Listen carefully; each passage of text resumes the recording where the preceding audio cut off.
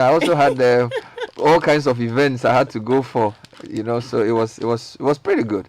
Pretty good. And we saw you on Upside Down. Is it? In fact, we saw several Citi family members on Upside Down. It was an amazing show. It was more tense than it looked, trust me. Really? Competition, even if I'm playing Alikutu, I actually, Neo Kai gave me a run for my money. Neo Kai certainly did. I'm sure if the game had extended for like 2 more hours, he probably have beaten me. But you emerged victorious. I'm telling you. So it was a nice time, and I want us to do it more of that again. Yeah, Kojo, good morning. Good morning, Bernard. Good to have you on. I'm fine, thank you. Anyway, so let's jump in. Don't ask me how my weekend was. Well, because we gave you that window, you didn't mind us. So You were talking directly. No. I was talking to everybody. Okay, mine was excellent. Oh, yeah? Based on the eggs you've seen in your house. Oh, okay. We'll discuss that later. All right, Cookie, so let's give me the graphic headline. The graphic headline, Bernardino. President relaxes more restrictions. Worship extended to 2 hours. Number of worshippers unlimited. And drinking spots to operate. Wow. Yes. Wow. Also, Mahama is introducing Professor Opoku Ajiman today. Yeah, we're very excited to see. Now, the Ghanaian Times, former president to our door running mate today. Temaport rakes in 553 million Ghana cedis, but misses June revenue target. Massive disinfection exercise prevented COVID-19 spread in Northeast region. This is the regional minister. All right. NLA chases Lotto fraudsters, winners to receive prizes. And the big story, government eases COVID-19 restrictions as Ghana enters second phase combat against disease. Okay. All right, let's go to the Daily Guide. 4 million euro Airbus scandal. Mahama government official 1. Brother faces Amidu.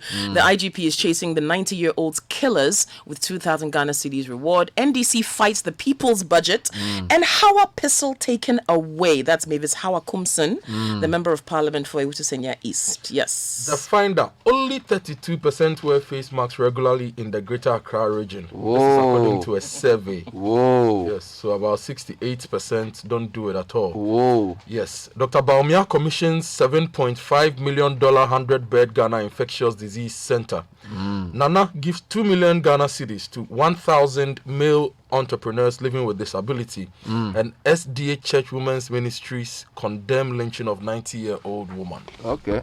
The Business and Financial Times. COVID-19 speeds up interest in home ownership. Apparently, Ghanaians in the diaspora are looking to buy homes. Okay. Renters fear that landlords will spike rents due to the pandemic, and affordable homes are seeing more demand than luxurious ones.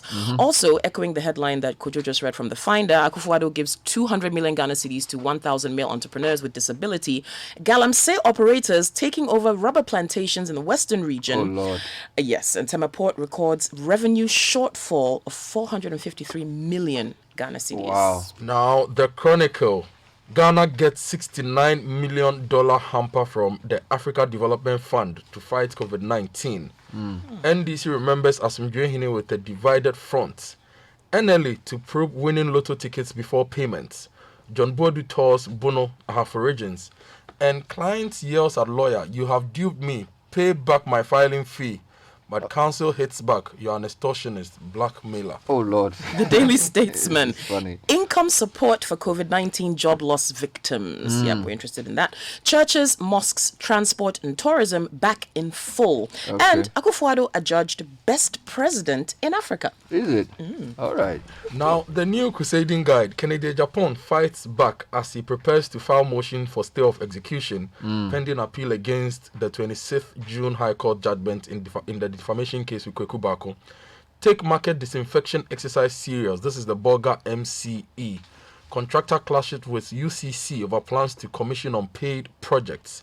And some other stories. Our target is to get 95% of the votes. John Kuma declares hope. The Herald. CDD Corruption Watch indicts ministers and others in vote buying reports during parliamentary primaries, and some of them are pictured here. Ajwa Safo, George Anda, Yabuabena Samoa, and Asensu Boachi. Okay. NPP members shield gangster Hawa Kumson from dismissal despite public pressure. Wow. And GRA board chair cooking ports revenue figures for Unipass icons to look good. Okay. Good news. The government's free water supply Part 2 has taken off. This is according to the Ghana Water Company Limited. It's on the front page of the Ghanaian Observer. Akufo-Addo presents 2 million Ghana cedis to 1,000 entrepreneurs. VIP Baumia commissions 100-bed infectious disease hospital, and the NLA story and the Bolga disinfection stories also on the front page. The Economy Times. Government fiscal deficit worsens. 2020 appropriation to increase by 12% as government asks for 11.8 billion in supplementary budget. And Kantanka Automobile granted license as government establishes Automobile Industry Development Center. The Gold Street business, 156 factories currently being constructed under 1D, 1F, and railways to convey 10% of freight in Ghana by 2022. All right, let me do some quick online stories and then we can move into the details of the story. CitiNewsroom.com, the lead story is the Professor Opokwajiman's story. Other stories first must go down now. COPEC on East transport sector restrictions. Also, the other issues about restrictions lifted running here. Or let me take you further into the website. Reduction in talk tax to take effect from September 2020. And of course, borders remain closed. Meanwhile, homicide experts dispatched to find killers of 90-year-old woman. Now, if you go to citybusinessnews.com, there's a couple of interesting economic stories. No economy is revived without spending. Economist backs government expenditure. Meanwhile, Joe Jackson laments deafening silence on taxation in 2020 mid-year budget. Now, if you go to myjournonline.com, IGP dispatches homicide expert to hunt for murderers of 90-year-old woman accused of witchcraft. That story is doing pretty well. We want justice for dead teacher, trainee, graduate, according to Banda chief, and Muhammad demands justice for murdered 90-year-old woman accused of witchcraft. So those are the stories making the rounds on my journal. If you go to Star, they're also dealing with reduced fuel prices now. COPEC to trust and tax is also. Akufado says, I miss going to church. And of course, Ghana's death to 168 cases, now 32,969. GNA also on the president's ease restrictions with a photo of the president delivering the speech yesterday and highlighting the president's gratefulness to Ghanaians. And he also says that our hospitalization and deaths remain consistently low. Let me take you to other parts of Africa quickly. Nigeria's COVID-19 cases are now over 40,000. And then there's a review that says Nigeria records fewer coronavirus cases but more deaths. Well, if you go to the BBC, there's a whole lot of things. West African leaders to hold talks on Mali crisis. President was there. He went on Friday. And then to Sudan to send more troops to Darfur after attacks.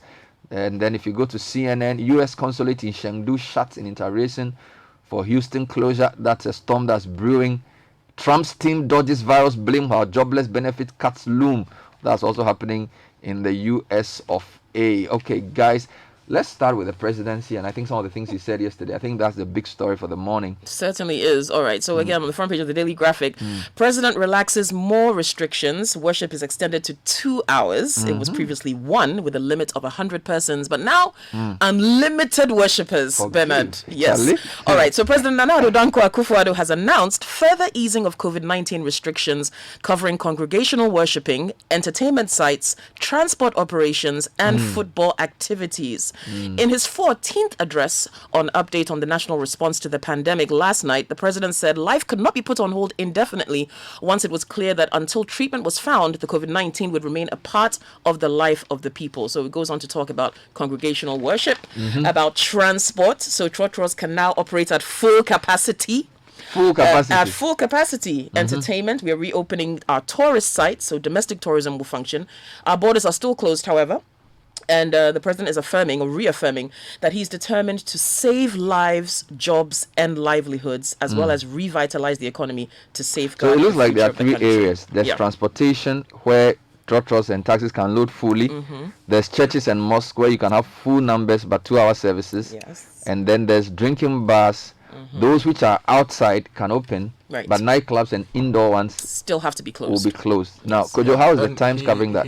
The Times has captured all these three and also added a bit about the under 20 and the under 17 female national football teams. Okay. They've been given the clearance to go into their respective training camps to begin preparations towards the FIFA and CAF sanctioned international matches which begin.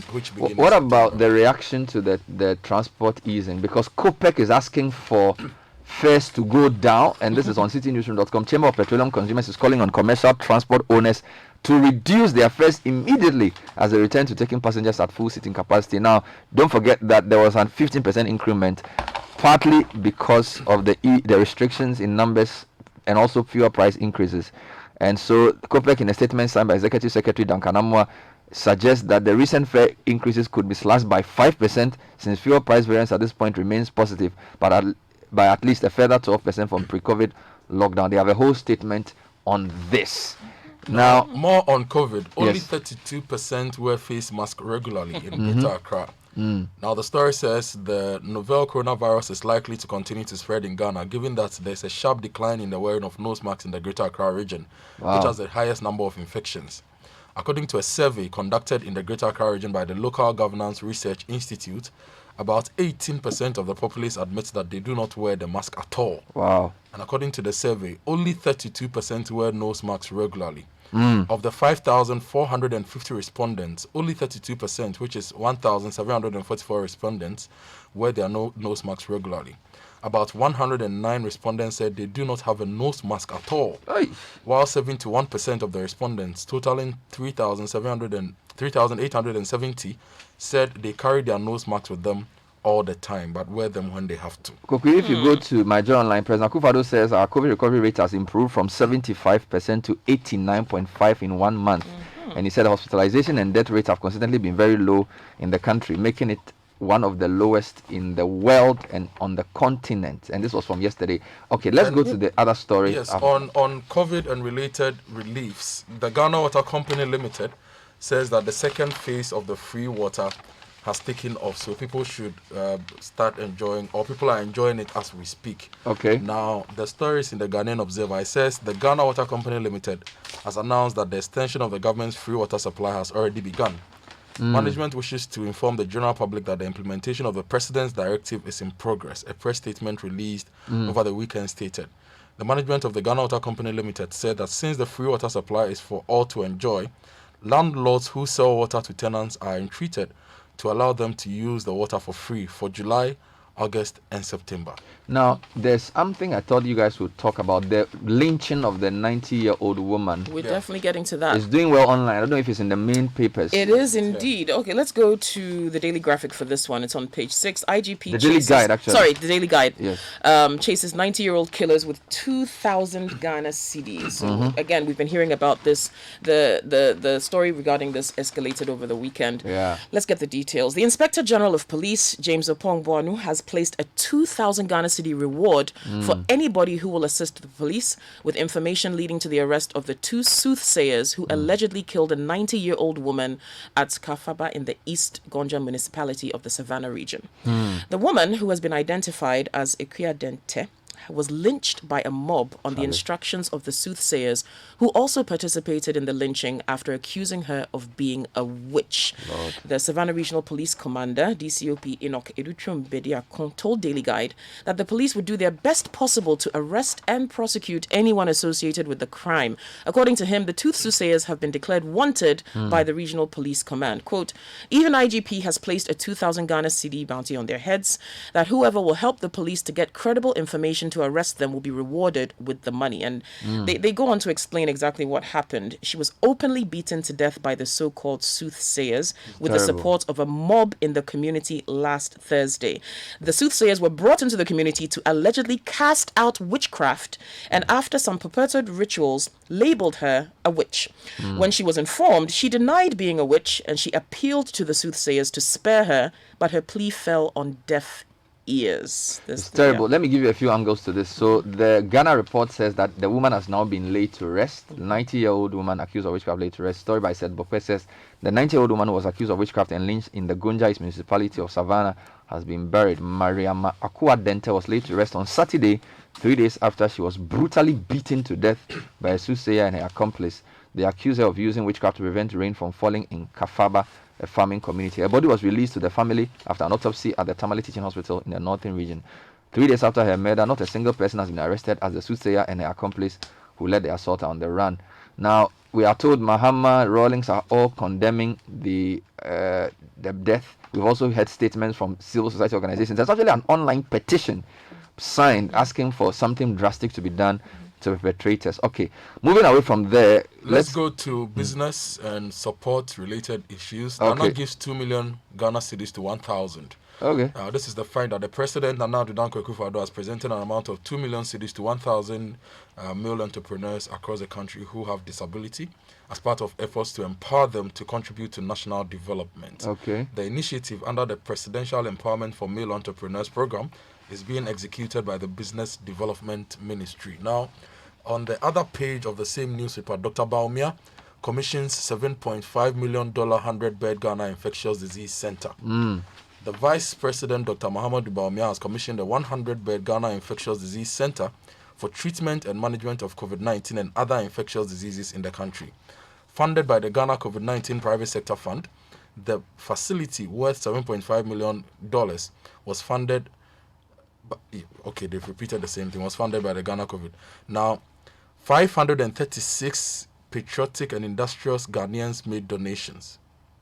And this is made up of $5.5 million in cash, including post-project decommissioning activities, as well as $2 million in kind, consultancy services, construction supervision, and tax waivers. And the donations were between 66 pesos and 10 million Ghana cedis. Wow. So it will be inside. Yeah. And the first ever facility located at the Ghana East Municipal Hospital comprised a level 3 biomedical laboratory, a 21-bed intensive care unit, a dispensary, a triage unit, waiting areas, nurses station, VIP and general wards, and a medical gas house, Charlie. Yeah, we'll be talking about that on the show today. People like Senyo Hosi, who led this particular initiative, ought to be commended for this great show of citizenship. Now, I'm back to you, Kokui. What else do you have? I'd love to talk about the income support for COVID-19 job losses. Okay. So President Nana Addo Dankwa Akufo-Addo has announced that pending approval by Parliament, the government will institute National Unemployment Insurance Scheme to provide temporary income support to workers who lost their jobs as a result of the COVID-19 pandemic. He added that the government is increasing funding under the CAP Business Support Scheme with an additional 150 million Ghana cedis to ensure an increased number of beneficiaries.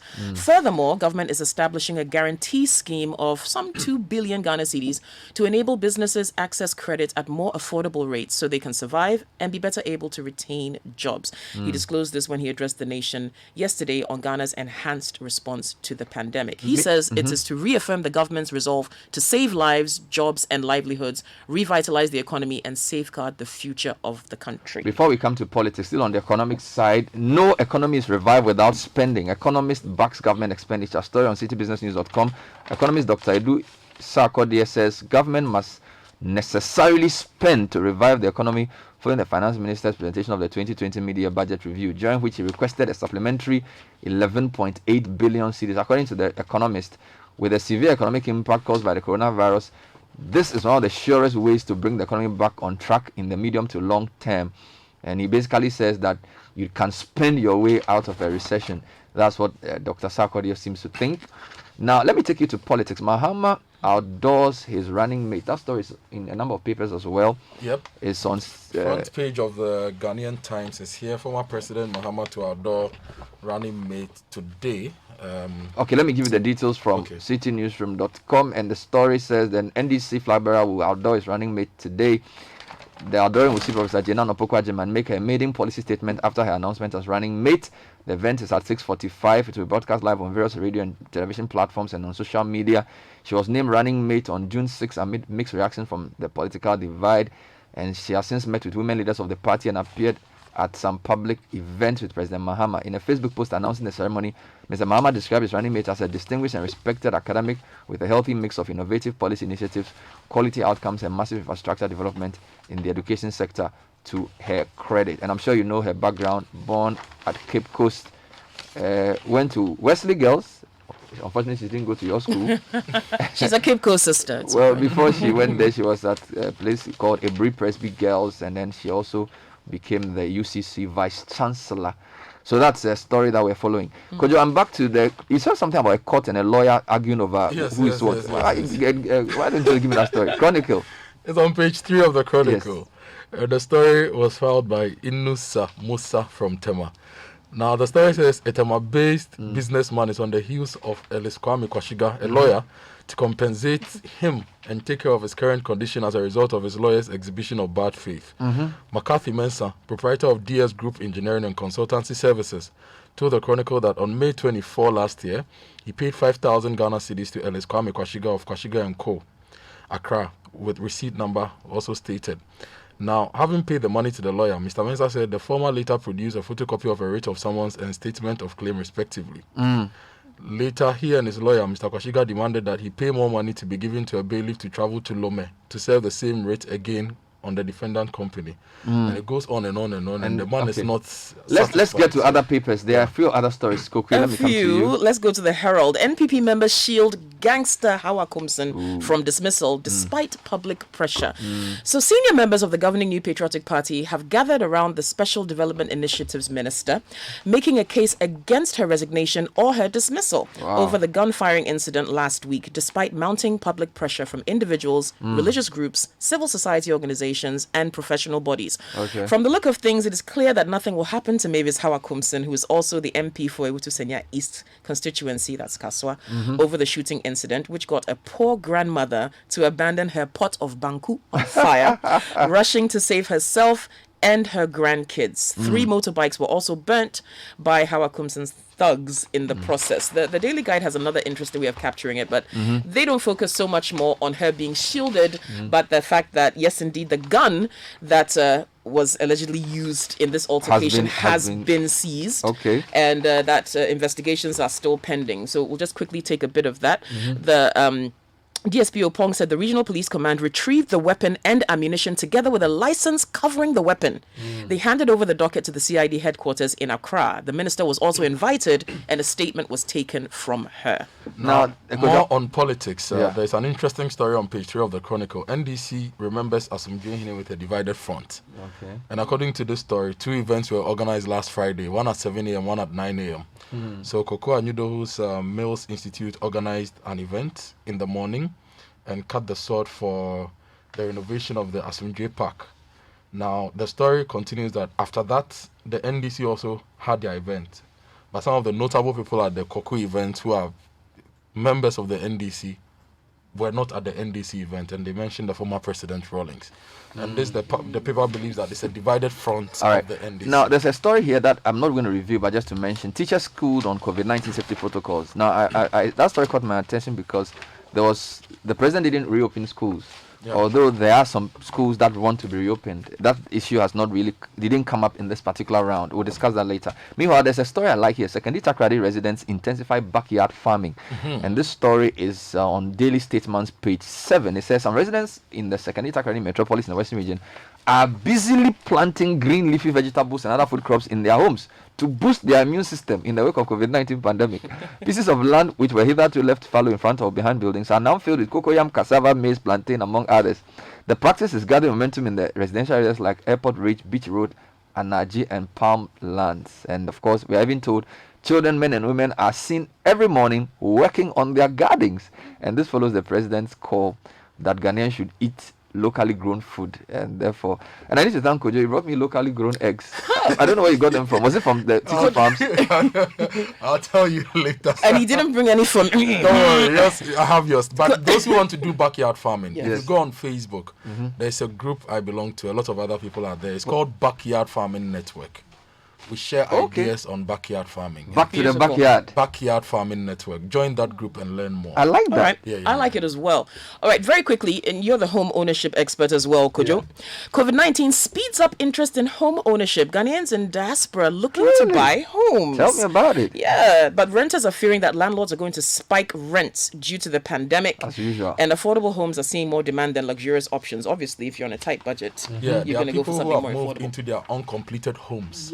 Because at this point, they are not earning enough. They do not have money to renew rent, and they have 1 bedroom be done. I wanted to hear more details on that one.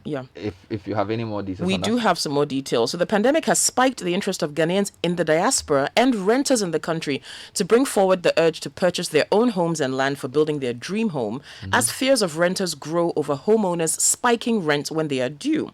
An analysis of demands coupled with interviews with industry players show that home buyers are looking for cheaper homes in peripheral areas in the capital city, Accra, rather than more expensive options in East Legon, cantonments, ridge, and airport residential. Wow. For people who are living here and paying rent, they're not assured of what the owner of the houses might come up with next. People want a place for themselves. Landlords and ladies are noted for sometimes increasing rent by as much as 100%. Wow. So a lot of people are now liquidating some other investments and knocking on our doors to own homes. That's George Semador Sognon, who's a financial analyst at Apollonia City, the beautiful Apollonia We'll find City. time for that later in the week. Final story. West African leaders to hold talks on Mali crisis. And this story says that it's a virtual summit to come after 2 missions failed to resolve the issues. We'll have to leave it here. Kojo and Kokui, thank you for being on the Newspaper Review. Coming up next is the Citi Business News. Stay with us.